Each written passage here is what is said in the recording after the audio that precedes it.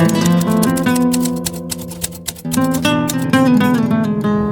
is crazy! The wind picked up so much!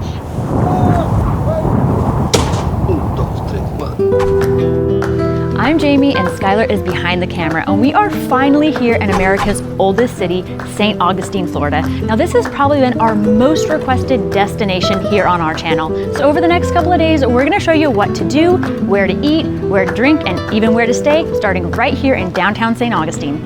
Our first morning in America's oldest city started off like many of our others, in search of a good coffee spot, and we soon found that we had several to choose from.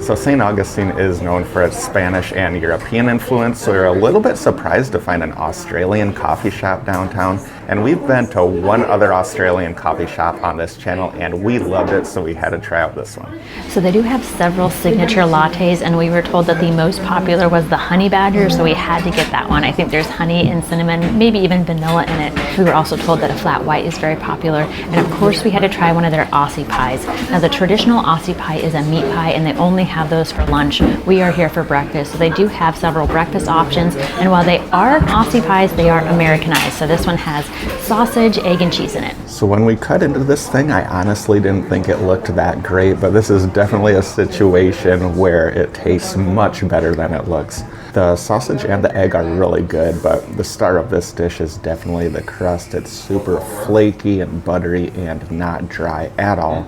And then when you add on the homemade hot sauce, which is just a little bit sweet, a little bit spicy, and kind of tomatoey, that makes it even better. Once again, our Australian coffee shop experience did not disappoint. We really did enjoy that Aussie pie, and we also liked the coffee. Now the Honey Badger was perfect for me because it had a really good balance of coffee flavor and sweetness, and it was creamy. Now there is so much more to see and do in this area of downtown St. Augustine, and we will be coming back here to show you more of it both during the day and in the evening. But right now we are taking advantage of this gorgeous weather and heading out to Anastasia Island. That is where we are heading. Now it's gotten significantly windier in the last like 30 minutes, so hopefully we'll be able to go up there. I can see there's people up there now. So we're here on a Monday after the holiday, and this place is still really busy. The parking lot looks almost full. Now, as you can see from this map behind me, the Lighthouse Museum has a whole lot more going on than just the lighthouse. But since we're only in St. Augustine for 2 days and we have a whole lot more that we still want to see and do, I think we're just going to head up to the top of the lighthouse and then head on to our next spot. She said it's the 150th anniversary and there's 22 different Christmas trees on the property.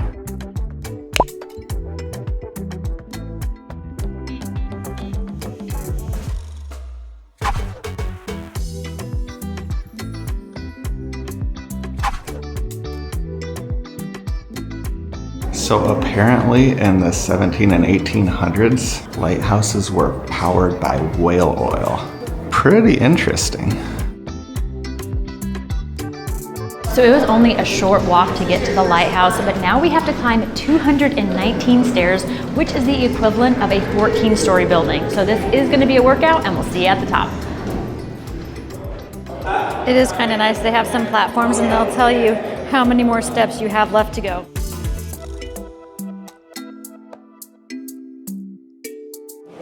We have made it 165 feet high with 128 steps to go.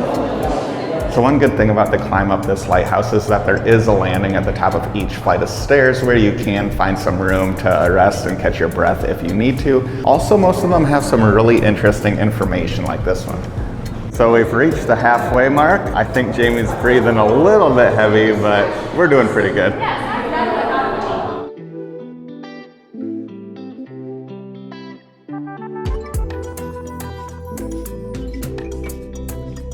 And there's the Atlantic Ocean. The view up here is incredible. Now from up here, there are 360-degree views of St. Augustine. You can see downtown as well as the cross where the Fountain of Youth is. You can also see the State Park and the Atlantic Ocean, which I think we're gonna head to next. One other thing you can see is Villano Island, which is where our tour left from last night. We actually arrived yesterday afternoon, so while we descend the stairs here in the lighthouse, we're gonna show you what we got up to yesterday, including touring our super interesting Airbnb and getting out on the water at night. when you're visiting a city as unique as St. Augustine, it's only fitting that you find somewhere to stay that's equally unique. And the place behind me is unlike any other place we've ever stayed at, and we cannot wait to show it to you. Welcome to the Cozy Canvas, a 2D studio Airbnb. As you'll see very soon, almost everything in this apartment is black and white, making you feel like a 3D character in a 2D world, starting with the kitchenette behind me. Now, when we first got here, honestly, I wasn't sure if this was a real fridge or not, but ta-da! And it has a freezer below and storage space above. Now behind this door is something that you may not expect to find in a studio rental, and that is a laundry room with a really good size front-loading washer and dryer unit. This is also where you'll find an iron and ironing board. If you're someone who likes to do a little bit of cooking when you travel, this place is perfect because it has a 2-burner cooktop, a microwave, a Keurig machine, silverware, cutting boards, small appliances, pots and pans, and even black and white plates, bowls, and cups.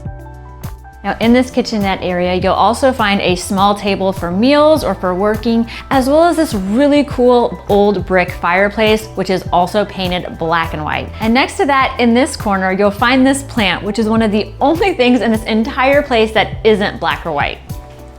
Next to the kitchenette is a small closet with some hangers, and beyond that is the bedroom area with the king-size bed. On each side of the bed, you'll find a nightstand with shelves, a lamp, 2 plugins, and 2 USB charging ports. Across from the bed is the TV, and in the corner is a full-length mirror. Above that is the heating and cooling unit, and next to that is the entrance to the bathroom. Now in this bathroom, you'll find a spacious walk-in shower as well as dual vanities, which is another thing we were really surprised to find in a studio rental. This bathroom does come stocked with shampoo, conditioner, body wash, hand soap, lotion, and even toothbrushes and toothpaste. Now we should mention that this place has its own private entry and patio, off-street parking, and a grill. It's in a great location, really close to a lot of attractions like the Fountain of Youth, the historic downtown, as well as the fort. We do have to thank Mui for hosting us here at her incredibly unique Airbnb. Now, if you're at all interested in staying here for your next St. Augustine vacation, you can look at the Airbnb listing by scanning this QR code right here, but we'll also leave the listing information in the video description. So now that we've shown you everything that this Airbnb has to offer, we got to get back to exploring St. Augustine. So for our next St. Augustine adventure, we had to put on some layers because it is abnormally cold tonight, and we are going to be hopping on a boat. Now the boat that we're going on does allow you to drink alcohol, but you have to bring it yourself. So we are on a mission to find some beer. And I think we found our spot at Old Town Liquor. That would keep me warm. Skylar might be bringing some moonshine. I got a coconut porter from Ancient City Brewing. It's a local beer right here out of St. Augustine. Skylar decided he had to get one Florida Man too. Oh, that's a big one. We got our beers. Now it's time to go get on this boat.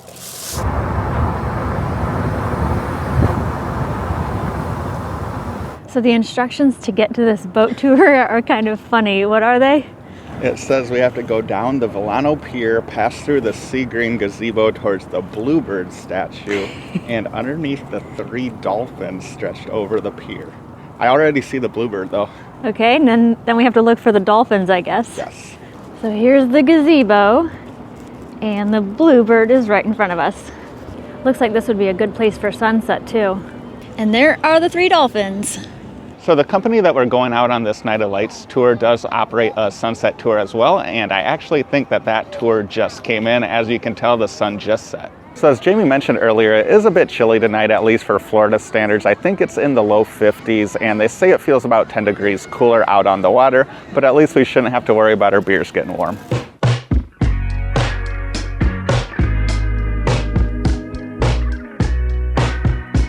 There are 10 of us, including the captain and his assistant, and we can move all over the boat, they said. And it's not that cold yet. All right, so Skylar just cracked his first beer. It's really good. It's smooth, good coconut taste, little chocolate. So the water on the river is pretty calm. It's not very windy. And I don't know if the camera will capture it, but you can see a lot of stars. So we actually had to go out to the Villano Beach area to get on this boat, and now we are heading southwards towards downtown St. Augustine where all the lights are.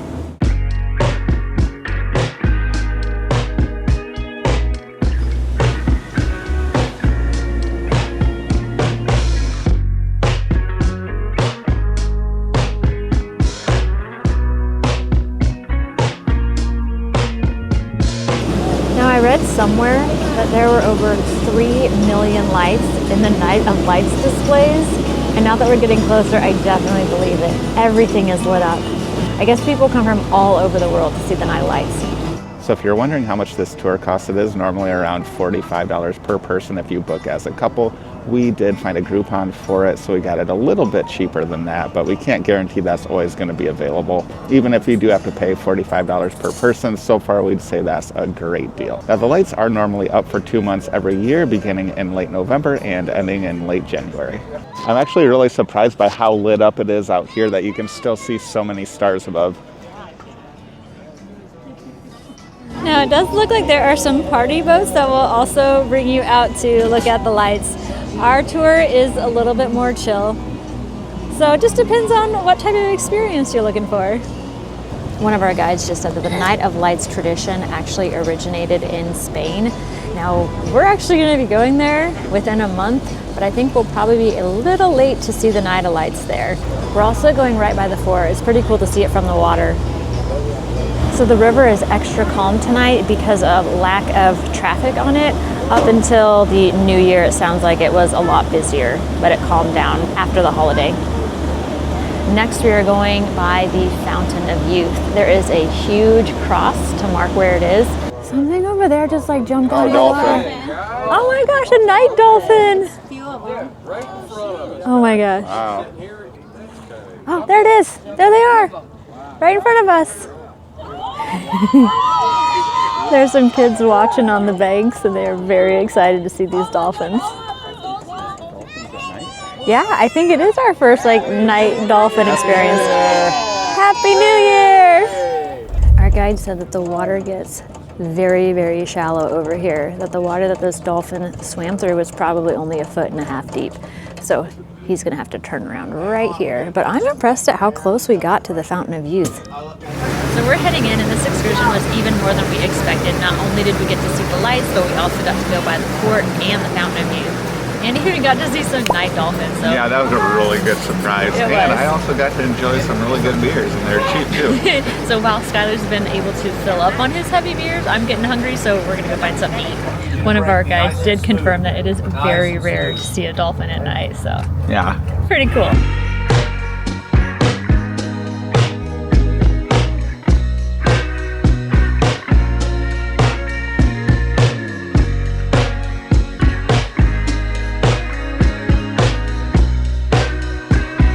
So our first dinner spot here in St. Augustine brings us here to Odd Birds, which does have kind of an odd menu, but I think in a good way.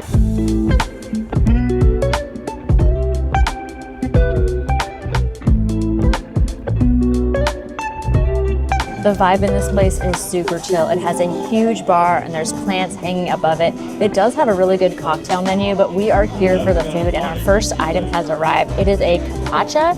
I think there is feta and mozzarella and pork stuffed inside this sweet corn pancake. It looks and smells delicious. So this thing is bigger than I expected it to be. It sounds like this is one of the bartender's favorite items on the menu. Oh my gosh, on my side I can see cheese oozing out. The cheese in that is really good. I like the sweetness of that corn pancake, I guess they call it. I think there's some other flavors in there that I don't recognize. And the pork is very tender. We also ordered an arepa stuffed with burrito beef, and it came with a side of yuca fries. And they are crispy on the outside and soft on the inside. So we've definitely had arepas on this channel before, and I think we've had burrito as well, but we've never had a burrito stuffed arepa, and this is so good. The burrito is a little bit spicy and so flavorful. I love this. I tried to get Skylar to come in the bird cage with me. Oh, now he's coming in. So we are sitting in the bird cage at Odd Birds. It's an odd place, but I love it. Yeah, food is delicious. So we've made it out to Anastasia State Park, and there are not very many people here, which is not surprising because it is ridiculously windy out there. When we were at the top of that lighthouse, the staff person actually had a tool that was measuring the wind, and she said that it was gusting up to 35 miles per hour.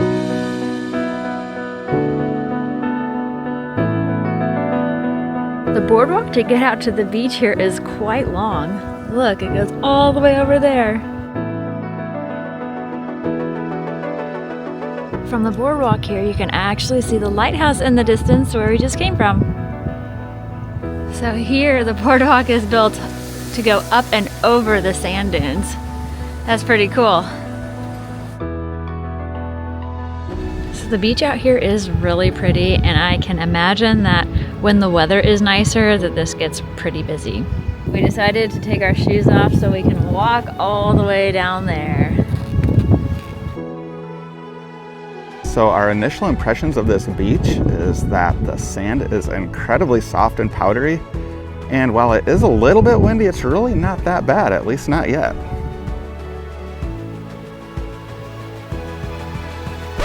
So I just had to run back to the car because we left our GoPro on top of it, and the wind is picking up more and more. I think that system is coming our way. I'm glad you're still with us, buddy. While I ran back, Skylar went out to get some shots. You can probably see him out there because I think there's only 3 people on the beach right now. So as you can probably see, the wind has definitely picked up. And because this grayish sand is so powdery, it really blows. It gets in your eyes and your nose and everywhere. But this is still a beautiful beach. I'm glad we came out here. So the sand out on this beach is really interesting. When you first enter onto the beach near the dunes, the sand is pretty white and it's super powdery. Then as you get a little closer to the beach, there's all these gold colored shells. And then as you get close to the beach, the sand is once again powdery, but a little bit darker, almost a grayish color.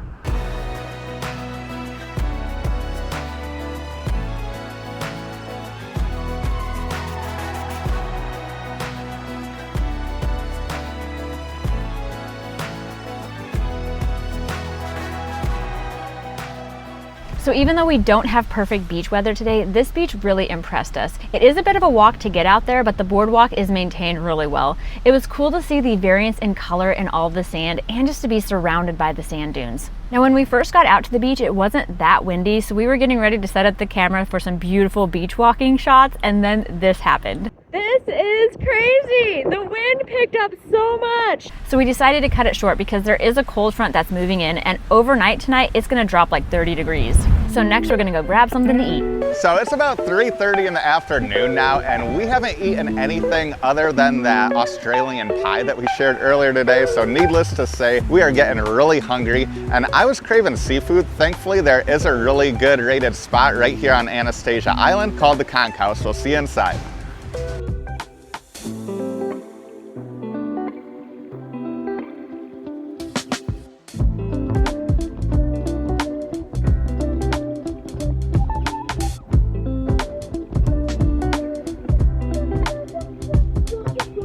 So I was actually planning on holding off a little bit longer before having my first beer of the day, but considering we're on Anastasia Island and they actually have a beer called Anastasia Island IPA, I couldn't pass it up. Now I do like this beer quite a bit. It's a little hoppier than I'd normally go for, but it's crisp and refreshing, just a little bit sweet. It's a good one. On a day when the weather is nicer, it would be really cool to sit out on the deck because they have these tiki tables that actually sit out above the water. Now today we ordered the lobster biscuit was the soup of the day. I also got a side of hush puppies and we ordered the shrimp and grits. So this shrimp and grits is a little bit different. I'd say it's a little bit lighter than others because of the corn and the tomato in it, but it's loaded with shrimp. The sausage in it is also a little bit different. It's a little on the drier side, but it's got a really good smoky flavor. I do like it a lot, but for me, the star of this dish is the sauce. It's really creamy, has some delicious Cajun flavor. Overall, this is really good. I've got a huge chunk of lobster in this bite. That's really good. Crunchy on the outside, soft in the middle, a little bit sweet. Yeah, this bisque tastes like it is tomato based. It is very creamy and absolutely amazing on those hush puppies.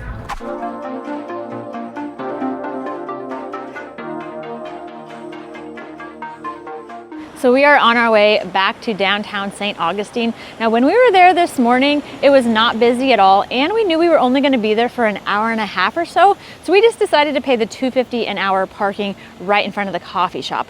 But it's later in the day, it's much busier, and we plan on being there for several hours, so we decided to find some free parking. And based on my research, the only free parking anywhere close to downtown St. Augustine is on Malaga Street, which is about a half mile or so from St. George Street. And since we wanted to burn off some of our meals so we'd have room for dessert and some beers, we decided to just park there and make the walk.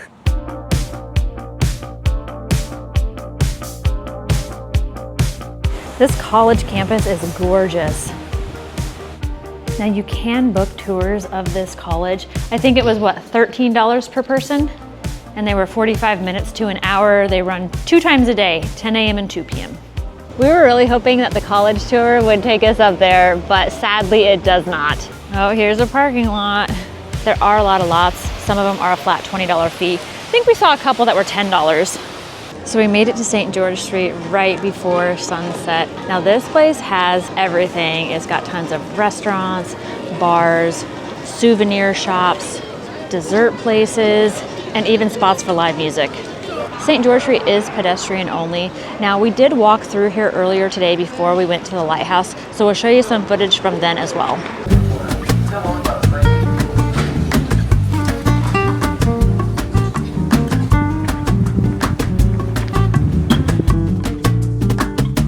One of the coolest things about St. George Street is that it has all of these, I don't know if you call them alleyways, that kind of stem off of the main street that go to even more businesses. So you kind of have to peek around every corner to make sure you're not missing out on anything. Now, one thing St. George Street is known for is its live music. Unfortunately, today is Monday, which is probably the day of the week where you're gonna find the least amount of it. But now that it's getting dark, we have noticed that a couple different musicians have started playing.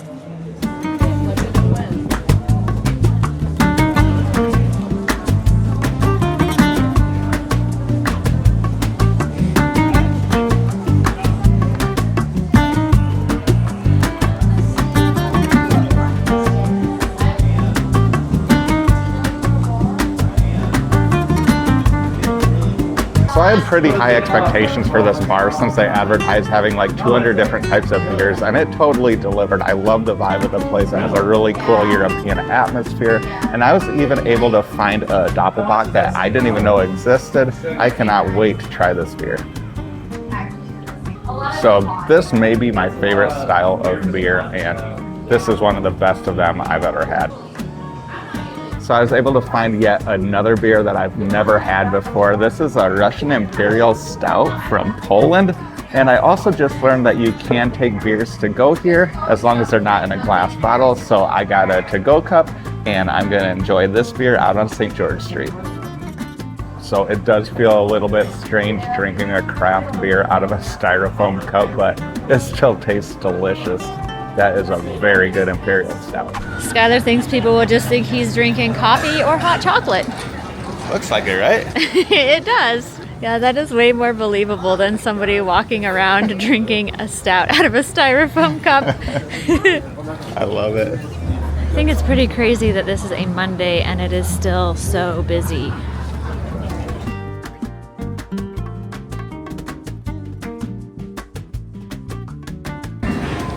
Skylar decided he had to go in the Manly Toys and Hobby store, drinking his Russian Imperial Stout out of a styrofoam cup. From what I can tell, it's a bunch of swords and axes in there.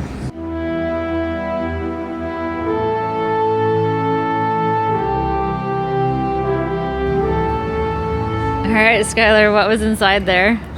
It's pretty much a bunch of like swords, knives, and hatchets. One of those knives was like $3,500. So there are some roads that you can actually drive through that cross St. George Street. A lot of the trolleys come through here. That's the most packed trolley we've seen today. What's that one got going? I don't know. Now here in the St. George Street area, there are public restrooms in several places, which is really nice.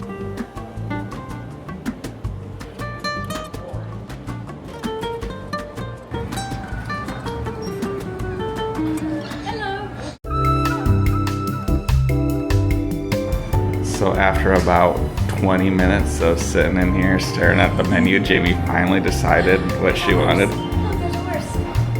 Horse. Man, the buggies are all decked out. All right, Jamie, which one did you decide on? I went with the Whirlybird. It has cinnamon apples, vanilla ice cream, caramel, and bourbon whipped cream.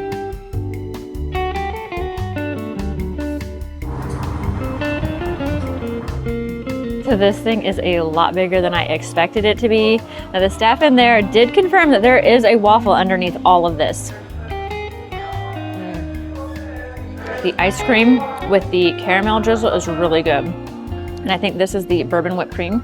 That is really light and fluffy, and you can taste the bourbon in it. So I finally made it down to the waffle. I like the texture, it's dense. And I think I can taste a little vanilla in there. So I am not sure what our connection to birds is on this trip, but the first night we were here, we ate at Odd Birds.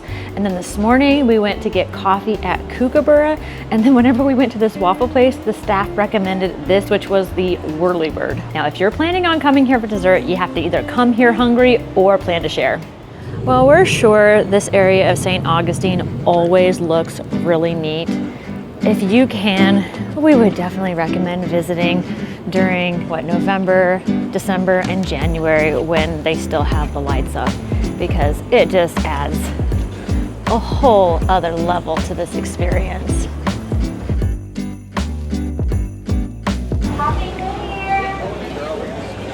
There's another trolley.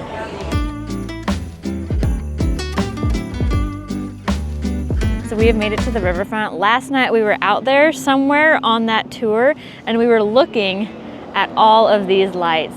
So now we're able to walk up and down the streets and see them close up. Now the Teeny Martini Bar is right across the street from us right now, and we hear that they win a lot of awards for their display. Now they even have a huge Christmas tree outside. It looks really neat. Okay. Look at this place. Oh my gosh. Wow. It's like every little pathway you go down, there are more Christmas lights. Not only are all the businesses decked out in their Christmas lights, but so is the park. I don't think I've ever seen trees that were decorated quite like that with lights. And of course, there's a gigantic Christmas tree in the middle.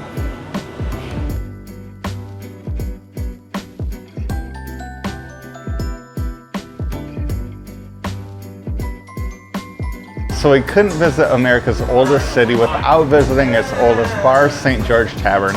And I figured it was only fitting to also get a beer from America's oldest brewery, Yingling. Now this bar ain't nothing fancy, but it has a ton of character and I like it.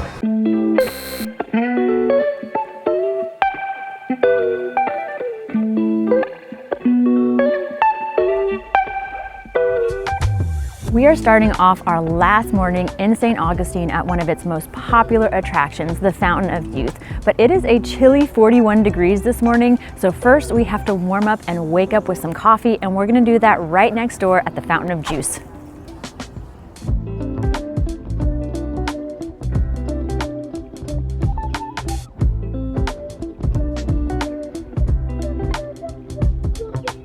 So this place is actually known for its fresh squeezed lemonade, but it's a little too chilly for that this morning. They also do smoothies and coffee. We both went with cafe con leche. We also saw a really interesting menu item. It was a Polish sausage with pineapple, pickled onions, and datil pepper sauce. We learned on this trip that datil peppers grow up here in northern Florida. They're very commonly used in items at restaurants. So I was out getting footage of this ridiculously gorgeous street in front of this place, and I heard that our Augie Doggy is ready. Wow, look at that thing. Yeah. I can already tell you we've never had anything quite like this before. They did give us forks and knives to try to eat this thing with, but I'm gonna at least attempt to eat it without them first. So I didn't get any pineapple in that bite, but I can say that the quality of the Polish sausage is really good, and the croissant is light and fluffy as well. What do you think of that pepper sauce? It's very good. A little bit sweet, a little bit spicy, which is a nice added touch. We're really glad we found the Fountain of Juice. We went there for the Cafe Con Leches, which were really good, but the Augie Dog was definitely a nice addition. We learned that place has been around since 1955, so it's got some really cool old vibes. But we did have to sit outside since they don't have inside seating, so we didn't warm up much, which is why we're now back in the vehicle, enjoying the rest of our coffees to get warm before we hit the Fountain of Youth.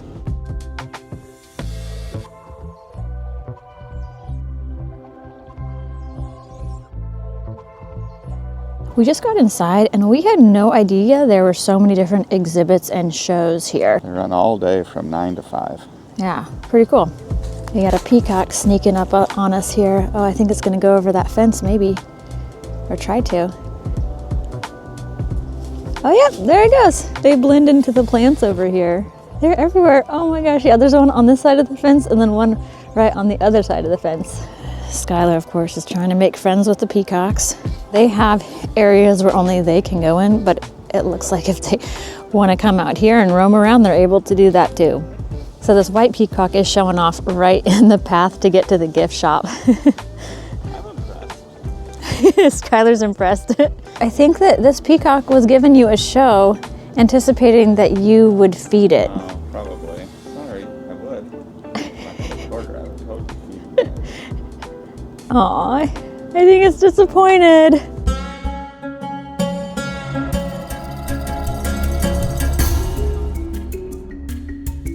So the Timucuan tribe lived here before the Spanish arrived. So this is a replica of the first Catholic mission. There's actually smoke coming out of this place. We might have to go in there to warm up. So we did end up going inside that hut for a while, and it was way warmer than we expected it to be. Those huts, I think they said that they've lasted through a couple different hurricanes, and they're just primarily built out of palm leaves. Very impressive. The staff here have so much knowledge about the history of the people that lived here. So if you do come here, we'd highly recommend listening to the staff because it's just very interesting to hear the stories of the people that initially lived here, the Timucuan tribe, as well as the Spanish that came over and how things progressed. Now from the Fountain of Youth property, you have a good view of the cross, which is where the first Catholic Mass was held. So they also do cannon demonstrations, and I think staff over there is getting it set up. And they shoot one off, it's like every hour. So as you've probably noticed by now, there is hardly anybody here, but I don't want you thinking that's how it normally is because today is about the coldest day you'll find in Florida. It's in the low 40s and it's also quite windy, so I wouldn't be surprised if the wind chills maybe in the 20s or 30s right now. We're gonna head to the top of that tower next. I'm guessing it's gonna be even colder up there.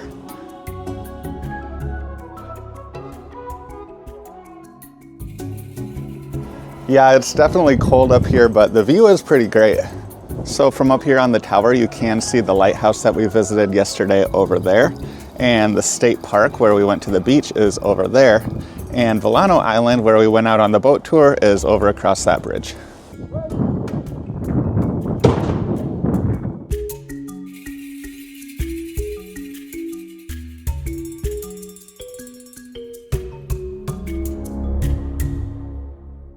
So we are getting really cold, but I think we're gonna go check out this blacksmith demonstration quick and then find a warm place. Come on, Sporky! So when we were sitting around that fire in the Timucuan village, we learned a lot from the staff member in there. I think the most interesting thing to me was that the Spanish actually settled in St Augustine around 55 years prior to the British settlement in Jamestown, but since the British wrote the history books, you just don't hear about it that often. We also learned that the Timucuan people were rather tall and lived to a pretty old age, at least compared to the Spanish, and the Spanish initially thought that that was due to the water that they were drinking, hence the Fountain of Youth. Other people said that it was the oysters that the tribes ate. Historians these days tend to believe it had more to do with their healthy diets, which included a lot of oysters and other seafood, and also their communal style of living. But just in case it was the water, we're gonna go drink some of it.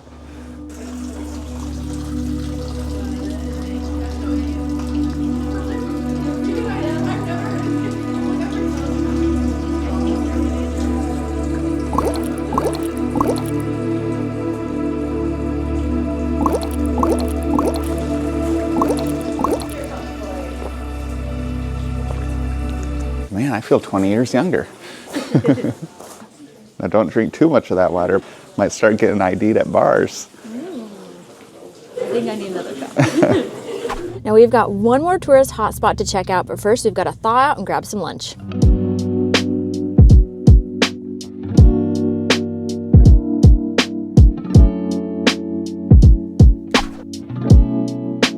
So our lunch spot is the De Leon Grill, which is located within the Palms Hotel. It's a little Columbian restaurant with an even smaller bar.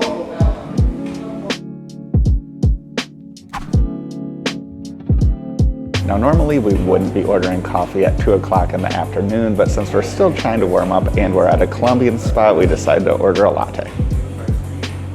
That is very creamy, not sweet at all. Strong coffee flavor. Wow, thank you. Thank you.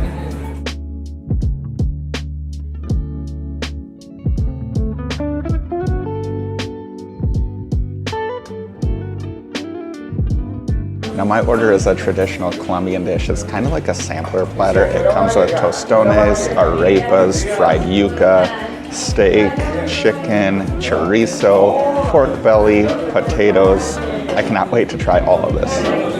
And I went with the Caribe bowl. It comes with shrimp, fried calamari, a bunch of veggies, and pineapple and rice.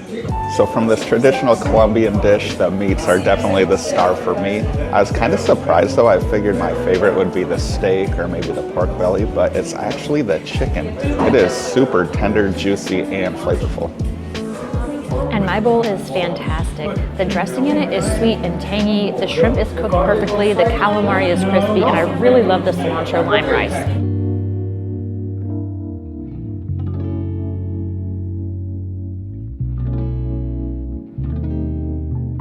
We've made it to our final stop here in St. Augustine, and before we show it to you, we do have to mention how much we've enjoyed our time here in this city.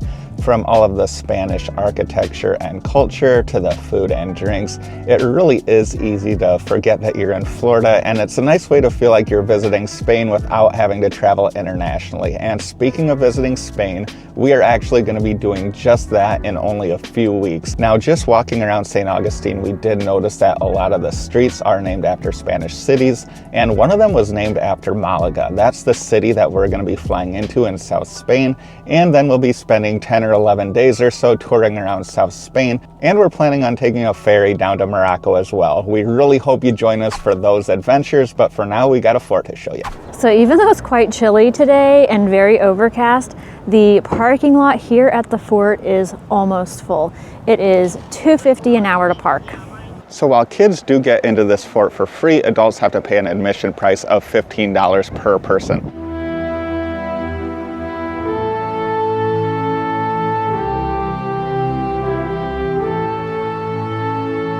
So another thing we learned at the Fountain of Youth earlier today is that St. Augustine was actually burned down twice by pirates, but that was before they built this fort. Obviously they needed it and they haven't had any pirate problems since then. So according to this sign, the drawbridge we're about to walk over is 1,800 pounds and they used to have to hand crank it.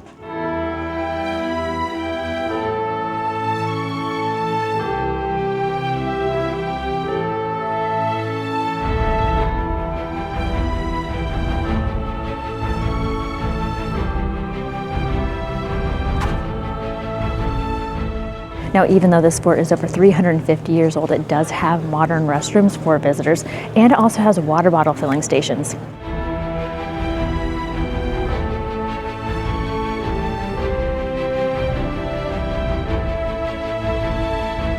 So what I've learned is you have to go into all of the different entrances, because I completely skipped this one and Skylar came in here and I had to come find you, and it kind of was a little bit of a maze back here.